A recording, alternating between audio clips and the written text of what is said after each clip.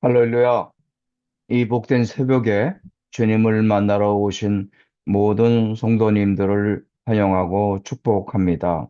다 같이 우리 주님께서 가르쳐 주신 기도를 드리겠습니다.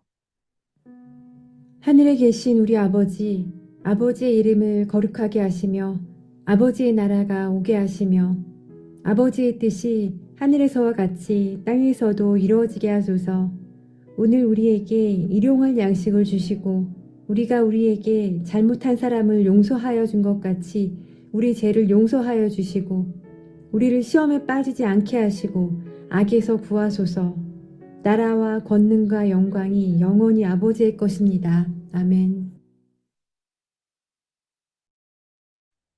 하나님 아버지, 우리가 흥할 때에 더욱 감사하게 하게 하시고 고난의 때에도 낙심하지 않게 하시며 모든 상황 속에서 하나님을 신뢰하는 믿음 허락하여 주시옵소서.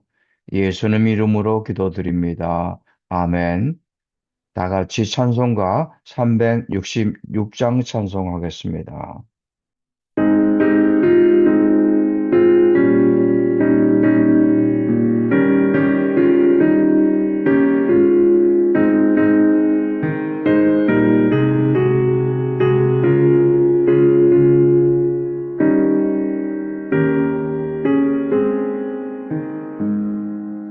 어두운 내 눈 밝히사 진리를 보게 하소서.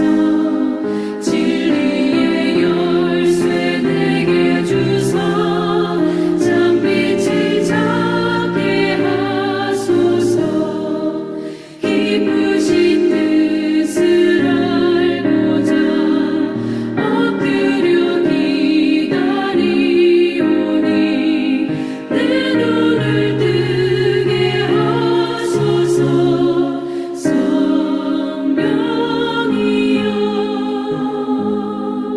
막혀진 내 귀 여시사 주님의 귀한 음성을 이 귀로 밝히 들을 때에 내 기쁨 한량없겠네.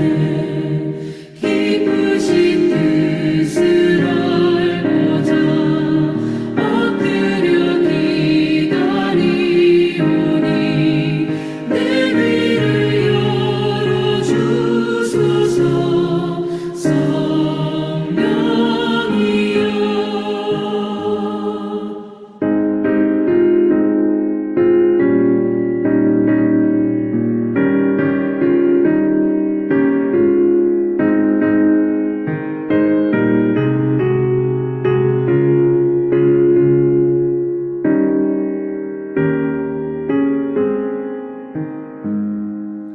복해진 내 이며시사 복음을 널리 전하고 차가운 내 맘 녹여주사 사랑을 하게 하소서. 기쁘신 뜻을 알고자 엎드려 기다리오니 내 입을 열어주소서. 성령이여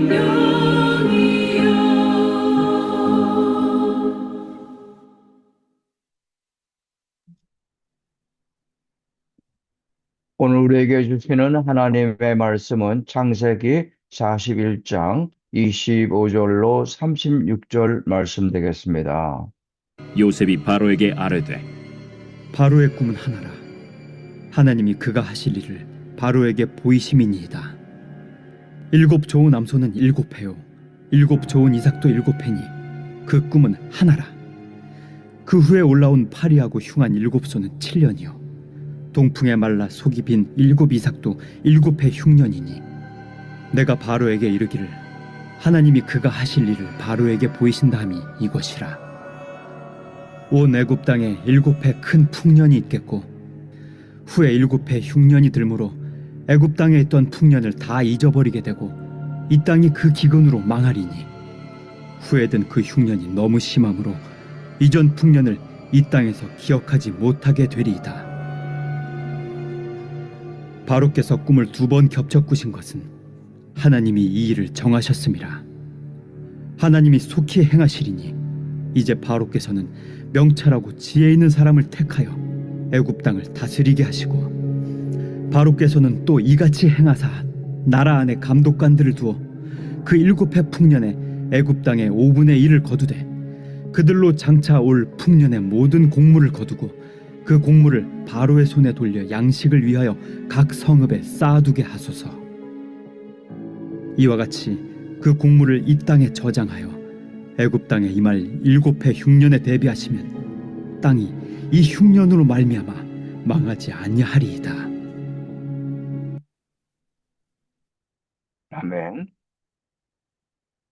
우리에게 불안은 너무나 자연스러운 반응입니다.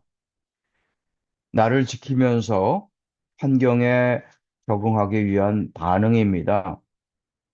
불안은 우리가 해결해야 할 내면의 갈등이나 외적인 위협이 있음을 알려주는 고마운 경고 등 역할을 하기도 합니다. 불안하기 때문에 계획도 세우게 되고, 불안하기 때문에 더 노력하게 됩니다. 하지만 왜 불안한지도 모르는 그런 불안을 느끼게 될 때에 그 불안은 점점 커지게 됩니다. 우리의 뇌는 모르는 것은 위험한 것이라 여기기 때문입니다. 예측할 수 있고 통제할 수 있다고 느낄 때에는 안정감을 얻지만, 상황을 알지 못하게 되면은 불안이 커지게 됩니다. 불안이 지나치게 심해지면 질병이 될 수도 있습니다. 어느 날 바로가 꿈을 꿉니다. 살찐 소가 마른 소에게 먹히는 꿈을 꿉니다. 그 다음에는 좋은 이삭이 마른 이삭에게 삼켜지는 꿈을 꿉니다. 이 꿈들이 뭔가를 뜻한다는 생각이 들지만 그 뜻을 알 수가 없게 되자 불안이 생기게 됩니다. 아무도 그 꿈을 해석할 수가 없게 되자 불안은 더 커져만 갑니다. 그때 감옥에 있던 요셉이 등장합니다. 감옥에서 자신의 꿈을 요셉이 해석해 줬는데 결국 그 해석대로 감옥에서 살아나와 복직하게 된 술 맡은 관원장의 추천으로 바로에게 불려가게 됩니다. 꿈을 해석하기 위해 바로 앞에 선 요셉은 이렇게 말합니다. 25절 말씀에 요셉이 바로에게 이르되 바로의 꿈은 하나라. 하나님이 그가 하실 일을 바로에게 보이심이니이다. 그리고 분명하게 선포합니다. 32절 말씀에 바로께서 꿈을 2번 겹쳐 꾸신 것은 하나님이 이 일을 정하셨음이라. 하나님이 속히 행하시리니. 꿈은 바로가 꾸었지만 그 꿈의 장본인은 바로가 아니라 하나님이라고 말합니다. 하나님이 어떤 메시지를 꿈으로 바로에게 보이신 것이라 말합니다. 세상의 절대 권력자인 바로에게 앞으로 그에게 닥칠 미래의 사건까지 하나님이 주관하심을 바로에게 선포하면서 하나님이 주신 메시지를 바로에게 알려줍니다. 앞으로 7년 동안은 풍년이 될 것이고 이후에 7년은 흉년이 될 것임을 알려줍니다. 하나님께서 그렇게 하시기로 이미 작정하셨다는 것입니다. 우리 인생도 항상 좋기만 하지 않습니다. 항상 어렵기만 하지도 않습니다. 풍년과 흉년이 반복됩니다. 인생이라는 바다는 밀물과 썰물의 반복으로 깊어집니다. 날씨가 매일 맑기만 하면 좋을 것 같지만 한 번도 비가 오지 않는다면은 그것은 그곳은 사막이 됩니다. 현재의 어려움도 결코 헛되지만은 않습니다. 건강할 때도 있고 아플 때도 있습니다. 잘 될 때도 있고 막힐 때도 있습니다. 그런데 가장 중요한 것은 지금이 어느 때인지를 분명하게 인식하면서 사는 것입니다. 그래야 미리 준비할 수가 있습니다. 요셉이 바로에게 전한 가장 핵심적인 메시지는 이렇습니다. 풍년이 있다고 마냥 좋아만 하고 있어서는 안 된다는 것입니다. 흉년이 오는데 미리 준비하지 않으면 7년의 풍년도 아무 의미가 없다는 것입니다. 요셉은 바로의 꿈을 해석하는 것으로 끝나지 않습니다. 그 해결의 방법까지 제시합니다. 33절에서 명철하고 지혜 있는 사람을 세워야 한다고 권합니다. 34절, 35절에서 풍년 때 곡식을 저장하라 권합니다. 36절에서 흉년 때를 미리 대비하라고 권합니다. 하나님의 계시는 사람에게 알리는 것으로 그치는 것이 아니라 행동할 것을 요구합니다. 아는 것으로, 인식하는 것으로 끝나는 것이 아니라 결단하고 변화될 것을 요구합니다. 우리는 종종 지금이 좋으면 앞으로도 늘 괜찮을 것이라 생각하면서 앞으로 닥칠 흉년을 외면하려고 합니다. 지금의 성공과 지금의 안락함에 취해서 지금의 풍년이 영원할 것으로 믿고 싶어 합니다. 때로는 지금 너무나 어려운 상황 속에 있다면 마치 흉년이 영원할 것처럼 낙심하기도 합니다. 하지만 풍년이 있으면 흉년이 있을 것을 잊지 말아야 합니다.